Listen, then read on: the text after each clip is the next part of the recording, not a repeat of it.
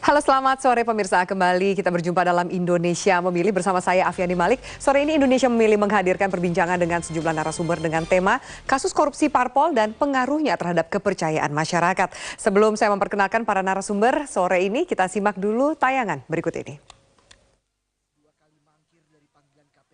Penahanan Anas Urbaningrum, mantan Ketua Umum Demokrat, serta sejumlah kader Demokrat dalam kasus Hambalang. Keterlibatan Ratu Atut, kader Partai Golkar dalam berbagai kasus korupsi di Banten. Dan pemenjaraan mantan Presiden PKS Lutfi Hasan Ishak berdampak pada kredibilitas partai-partai tersebut.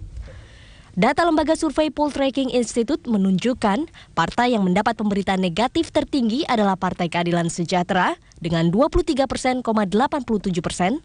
Urutan kedua adalah Partai Demokrat 20,53%. Dan Golkar 19,1%. Sementara itu, lembaga survei tersebut juga merilis beberapa partai yang mendapatkan ton pemberitaan positif. Berada di urutan pertama adalah Partai Nasdem 34,54%, Hanura 31,9%, PDI Perjuangan dengan 26,26% dan Gerindra 26,19%. Ton positif yang didapat oleh partai-partai tersebut tidak lepas dari perannya sebagai oposisi dalam merespon kebijakan pemerintah. Ya, itu dia tema kita pada sore hari ini. Langsung saya perkenalkan narasumber yang sudah berada di studio. Di sebelah kanan saya sudah ada Mas Hanta Yuda, Direktur Eksekutif Poltreking Institute. Selamat sore, Mas Hanta Yuda. Dan kemudian kami akan menghadirkan Mas Heri Budianto, pakar komunikasi politik. Selamat sore, Mas Heri. Mbak Afi. Iya, dan terakhir ada Kang Asep Iriawan, pakar hukum di sini. Kita akan membahas juga. Selamat sore, Bapak-bapak. Terima kasih atas waktunya. Langsung saya pertama ke Mas Hanta Yuda dulu yang punya survei nih. Jadi apa yang perlu diketahui oleh masyarakat dari hasil survei? Apa yang signifikan yang perlu diinformasikan? Jadi kita ingin membaca korelasi antara elektabilitas partai terhadap atau dibalik pengaruh pemberitaan, geliat pemberitaan partai politik sepanjang 1 tahun, yaitu 2013 yang kita riset, yaitu media elektronik, media cetak dan online. Bagaimana korelasinya dengan tren elektabilitas mereka dibandingkan di suara pemilu 2009 yang lalu. Nah, dua survei, kalau survei nasional jelas media habit kita menggunakan metode standar multistage random sampling, dan di sana kita mendapatkan berbagai macam informasi. Salah satunya ternyata 75% penduduk populasi kita, sampel yang kita ambil dari populasi itu menganggap 77% menganggap media informasi di media massa itu mempengaruhi pilihan politik. Itu satu. Yang kedua, data kita yang lain untuk menguji itu adalah ketika kita tanyakan ke publik apa sebenarnya informasi publik terhadap partai, sumber informasi apa yang paling banyak didapatkan publik terkait pada politik. Dan hasil survei itu 46% itu mayoritas sekali pemberitaan media massa. Lalu kita bedah lagi dari 3 macam media mainstream itu, televisi itu diakses 77% setiap hari mengakses televisi. Tinggi sekali ya? Tinggi sekali. Lalu cetak itu 10% setiap hari orang membaca media cetak, dan internet sekitar kita 2 kali survei nasional ini ya di September dan Desember di 5, sekian dan 7% untuk di internet. Nah, lalu segmentasi atau program TV apa yang paling banyak ditonton adalah berita. Nah, lalu kita konfirmasi dengan pemberitaan di media tadi. Dan dari 12 atau 12 partai politik ini kita bedah dengan mengambil sampel dari beberapa 5 media cetak, kemudian 5 media elektronik, tentu dengan metode yang sudah tersusun ya. Kemudian dari pemberitaan itu, partai yang paling banyak pemberitaannya memang Partai Demokrat. Jumlah ya, N-nya. Ini belum negatif atau positif, pemberitaannya analisis adalah negatif partai positifnya belum ya. Yang kedua adalah PKS. Nah, kalau kita baca di analisis lebih lanjut, ton negatif legislatif negatif dan positifnya, yang negatif terbanyak dari proporsi berita yang dia miliki adalah PKS, lalu Demokrat. Dan dari pemberitaan negatif itu didominasi oleh kasus hukum, PKS terutama kasus LHI. Jadi kita tidak sedang menghitung jumlah kasus di PKS, kasusnya memang satu, tapi jumlah pemberitaannya, dampaknya, dan itu juga di Demokrat. Ini kita ngomong yang negatif. Dan lalu kita konfirmasi korelasinya dengan elektabilitas. Dan Demokrat kita tahu di 2009 perolehan suaranya 20,8%. Dan survei terakhir kita di akhir Desember itu elektabilitas Demokrat tinggal 7,9%. Jadi ada penurunan 3 kali lipatnya. Sementara PKS yang perolehan suara di 2009 kalau tidak salah 7,8%, dan di survei ini angkanya 2,9 di 2009 di September kita, kemudian di akhir Desember elektabilitasnya 3,9%. 3%. Oke. Penurunannya sama 3%. Signifikan. Bagaimana 3 kali dengan lipat. partai yang mendapat pemberitaan positif? Ada Nasdem dan Hanura di situ? Ada partai-partai termasuk Nasdem Partai Baru, kemudian Gerindra dan Hanura itu partai-partai yang jumlah N-nya itu jumlah pemberitaan tidak begitu banyak, tetapi kalau dibuat proporsi negatif positifnya relatif lebih banyak positifnya. Bahkan Nasdem di 34%, kemudian disusul Hanura dan sebagainya. Baik. Nah, yang menarik PDIP. PDIP itu ada pemberitaan negatifnya juga, terutama kasus hukum Emre Muiz kita ingat. Tetapi itu ditutup oleh pemberitaan positif tentang Jokowi. Jadi sebenarnya PDIP tertolong oleh membawa berkah sekali ya Jokowi. Kira-kira begitu. Kalau kasus ketika Anda katakan pemberitaan negatif terkait dengan kasus korupsi, kalau pemberitaan positif terkait apa dengan partai-partai yang dapat angka cukup signifikan? Analisis kita lebih mendalam secara kualitatif ya, ada pemberitaan mereka satu tentu karena terhindar tidak ada kasus-kasus hukumnya. Nasdem jelas belum di legislatif karena partai baru. Hanura dan Gerindra itu partai yang paling sepi ya dari kasus hukum, saya kira itu satu faktor yang pertama. Faktor kedua, mereka termasuk yang relatif proaktif dalam mengambil sikap diametral dengan pemerintah.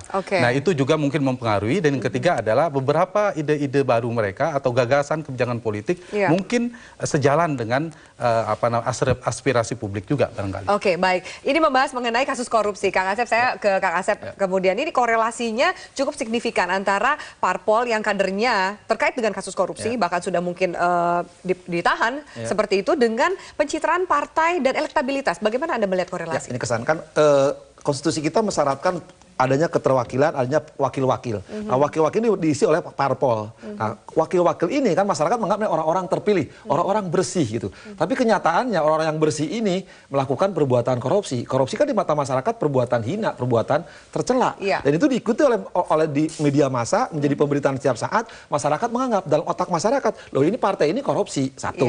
Kedua, ada juga partai-partai misalnya tertentu yang harusnya santun, bersih, jujur, di samping korupsi, dia melakukan perbuatan dalam tanda petik urusan perempuan gitu kan.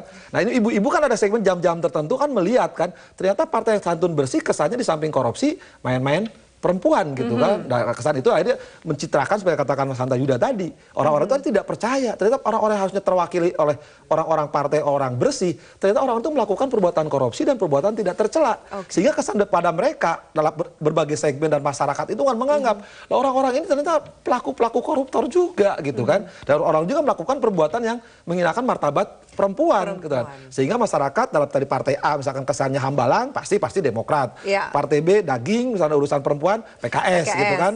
Nah, partai lain kan dia tidak berkuasa seolah-olah, walaupun mereka juga ada yang melakukan Golkar. Kalau Golkar mungkin gini. Nah, Golkar juga mungkin karena saya pikir Golkar sudah pengalaman sekian lama. Dan itu saya perhatikan mungkin beliau yang lebih ahli. Partai Golkar juga pernah ada kasus Quran gitu kan, beberapa kasus, tapi tidak meledak seperti PKS maupun Partai Demokrat. Karena Demokrat kan mengapa? Nah, lihat kalau Demokrat kan kita waktu janji kampanyenya katakan tidak pada hal korupsi gitu kan. PKS juga sama, santun, bersih, jujur. Tapi kenyataannya mereka melakukan perbuatan tercela. Saya pikir kampanye Golkar tidak kampanye anti korupsi.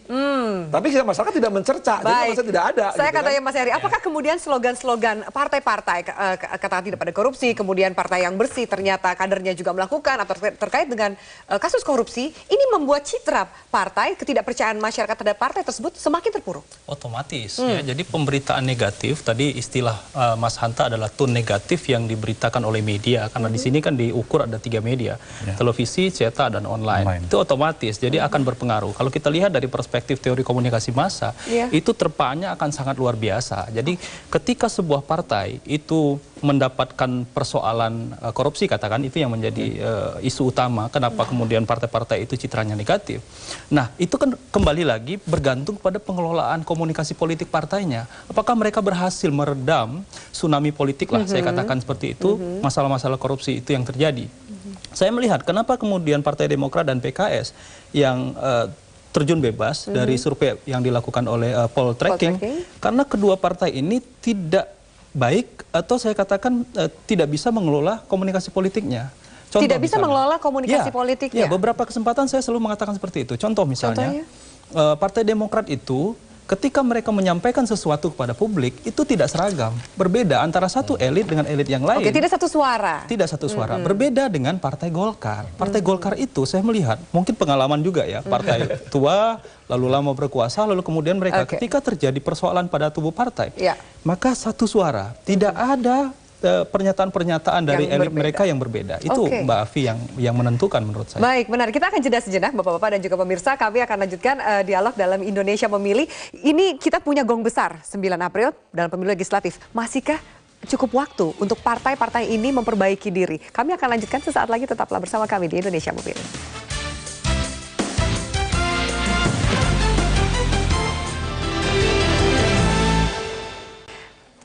Ya, pemirsa, terima kasih sudah masih bersama kami di Indonesia Memilih. Bagaimana tanggapan dari para petinggi partai politik mengenai pemberitaan maupun dari negatif maupun positif terhadap elektabilitas dan juga popularitas dari partai mereka? Kita simak pernyataan dari Ketua Harian Partai Demokrat Syarif Hasan dan juga Ketua Umum Partai Nasdem Surya Paloh.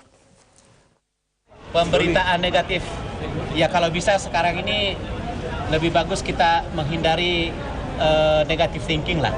Kita berpikiran positif untuk membangun bangsa. Itu lebih bagus. Pak Sarif berpikir positif sendiri bagaimana? Ya, saya terima kasih sekali dan itu membanggakan dan membesarkan hati, meningkatkan semangat kawan-kawan semuanya. Ya kita paling susah sekali kalau kita dipersepsikan dengan tone pemberitaan yang negatif. Dan kalian tahu itu bersihkan konsekuensi tertentu ya. Terlepas masalah benar atau tidaknya, begitu persepsi pandangan masyarakat pada tone pemberitaan yang negatif, sulit kita ya. Oke, dikatakan tadi persepsi. Ini saya juga kembali ulang pertanyaan saya sebelum kita jeda tadi. Gong pemilu legislatif 9 April ini semakin dekat. Terhitung kurang lebih waktu 2 bulan. Bagaimana dengan partai-partai yang tone pemberitaan negatifnya membuat keterpurukan dari parpol itu sendiri, popularitas maupun elektabilitas? Mas Hanta? Ya, jadi kan persepsi. Politik itu soal persepsi. Persepsi itu bisa jadi dia berbanding lurus dengan realitas atau bisa tidak. Di dalam politik ya realitas ada persepsi itu sendiri. Nah, salah satu pembentuk persepsi itu adalah konstruksi opini dan opini itu biasanya adalah melalui media. Dan ini menjadi penting ya, bahannya kan ada di partai politik dan hasil survei kita ketika kita tanyakan ke publik apa faktor kegagalan partai membuat mereka tidak memilih partai.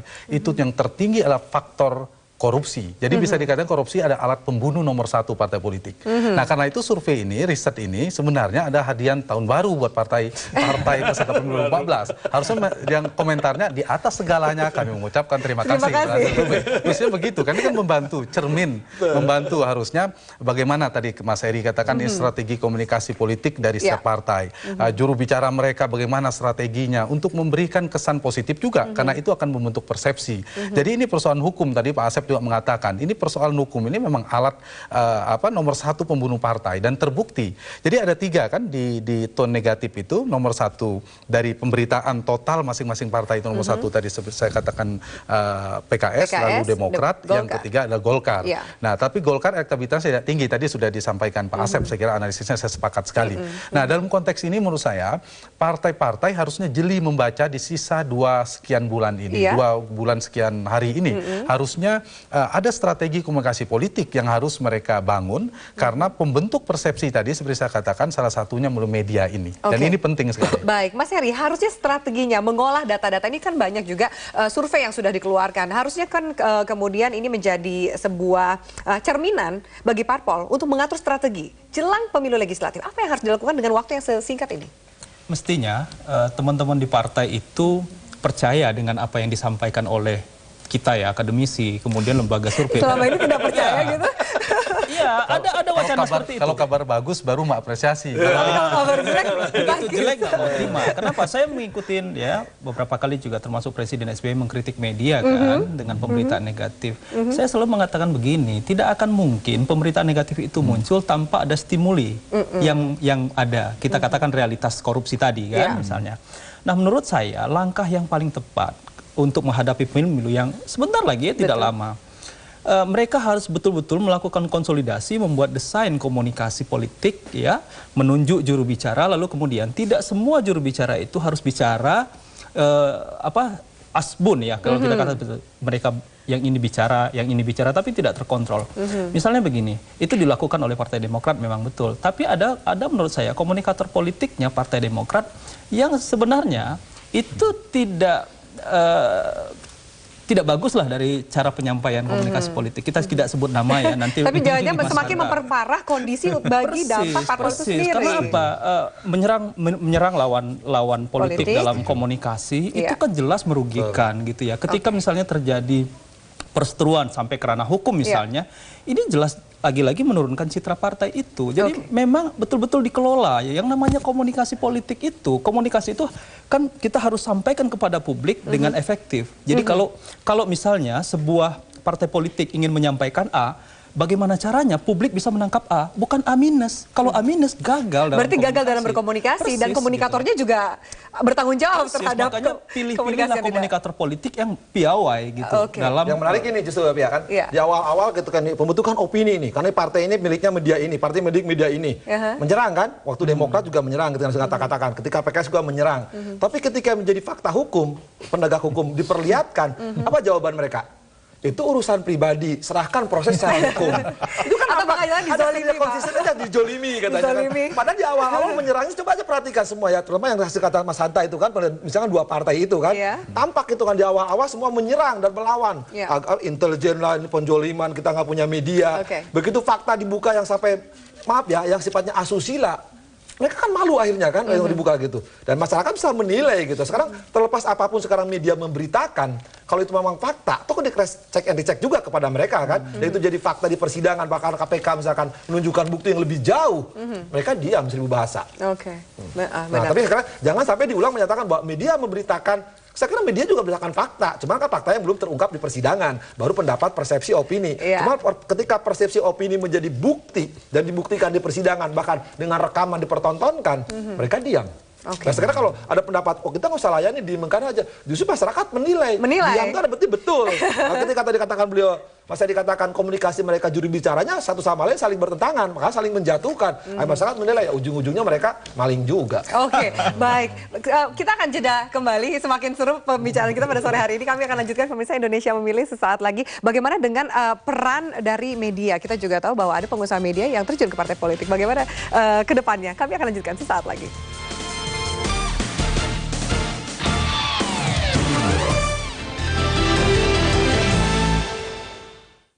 Baik, kami lanjutkan pemirsa dialog di Indonesia Memilih. Masing-masing saya tanya pendapat dari masing-masing narasumber di sini. Apakah nanti pemilu legislatif 9 April 2014 hasilnya tidak akan jauh dengan apa yang dilansir oleh sejumlah lembaga survei yang saat ini Mas Hanta punya? Kalau kondisinya tinggal 2 bulan sekian, menurut saya kalau misalnya partai tidak melakukan strategi yang progresif luar biasa perubahan, saya melihat landai saja. Dan kalau tidak ada tsunami politik, tidak ada gempa politik seperti ini cuacanya, memang agak sulit berubah ya. Meskipun ini survei membaca tren cuaca hari ini. Tapi kalau tidak ada cuaca yang ekstrim kan biasanya hasilnya ya trennya seperti itu. Prediksinya kurang lebih begitu. Karena itu menurut saya partai harus berhati-hati. Jadi jangan fokus pada medianya, tapi fokuslah kepada partainya. Karena bahannya itu ada di partai politik. Kalau partai misalnya tidak tersangkut kasus hukum, otomatis media kan harus punya peran juga untuk memberitakan. Kalau positif, wajib bagi media untuk memberitakan sesuatu yang positif. Kalau negatif juga begitu. Sehingga mereka harus berhati-hati di satu hal itu. Yang kedua, juga harus punya kreativitas, inovasi untuk mencari strategi baru untuk menarik pemberitaan tentunya. Dan yang ketiga adalah keberpihakan pada isu-isu publik itu menjadi penting. Nah, kalau bicara kekuatan elektoral, maka yang dibutuhkan partai ada magnetnya. Magnet elektoral itu. Magnetnya dari parpolnya atau tokohnya? Dari parpol itu kan macam-macam. Bisa program, bisa tokoh. Saya kasih contoh PDIP yang alat faktor atau aspek yang membantu menyelamatkan PDIP kan Jokowi sebenarnya. Mereka juga ada kasus hukum sebenarnya. Tapi itu magnetnya itu yang dominan yang diingat oleh publik. Top of mind